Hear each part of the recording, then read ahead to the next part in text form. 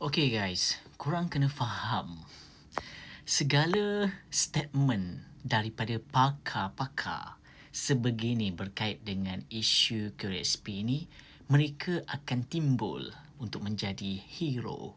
What's up guys, Assalamualaikum dan salam sejahtera kepada korang semua yang sudi menonton Saja Sembang. Sesungguhnya aku berpuasa. So, kita yang komen-komen kat bawah ni nak menghentam profesor apa semua tu, kita cuba control diri kita. Diorang ini, kita kena anggap diorang ni macam puppet saja. Okay? Patung boneka sahaja untuk orang kata mencantikkan lagi keadaan sebenarnya. Okay, tapi bagi kita yang dah biasa dengan tuntutan-tuntutan KWSP ke apa yang rakyat nak ni, okay, yang mana mereka ni heboh di social media dan dapat liputan daripada pihak-pihak pakar-pakar macam ni yang mengeluarkan statement, kita dah biasa dengar perkara-perkara yang melibatkan, oh tak boleh persaraan, duit ini untuk duit persaraan, tak boleh. Dia akan macam tu. Dia akan menidakkan. Okay? Tetapi bagusnya perkara ini, okay, kita akan lihat dari segi impak komen netizen yang akan bam dia balik kan. Situlah aku ada bagi tahu sebelum ni. Kerajaan sekarang ni kerajaan memerhati yang memang memerhati kepada social media untuk melaksanakan sesuatu tindakan ataupun pembaharuan ataupun itulah idea dia. Okey? Untuk nak merancakkan lagi dia punya corak kepimpinan itu. Okay? Sebab dia tak boleh jadi macam dulu-dulu punya kerajaan. Okay? Macam relax, tak ada tengok social media sangat.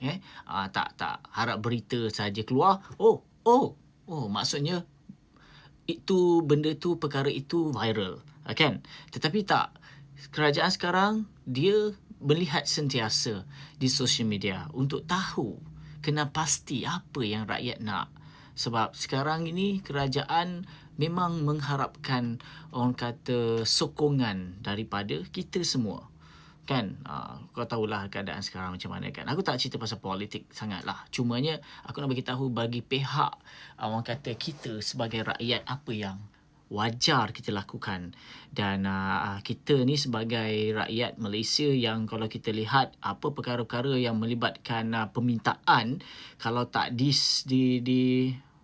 diambil perhatian, of course kita akan viralkan, trendingkan dengan suara-suara di social media, especially lagi TikTok. So sebab itulah, okay, daripada apa yang pakar-pakar ini beritahu, seperti mana yang aku cakap, mereka sekadar boneka sahaja untuk mencantikkan lagi perjalanan, orang kata tuntutan, okay, dividen ke tuntutan apa sekalipun rakyat mahu.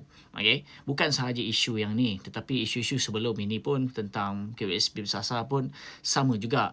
Okay, pakar-pakar ini juga yang sama. Siapa tu dah Profesor Badai kat belakang tu kan, dia sama orang yang sama. Okay, dia akan cerita lagi, sebab dia populariti dia dah kurang, dia akan naik. Macam tu. Tak pun akan dibayar ke, tak tahulah kan.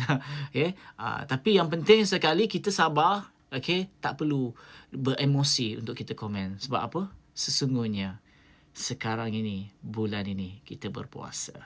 Pesanan ringkas daripada Saja Sembang. Itu saja. Apa kata korang?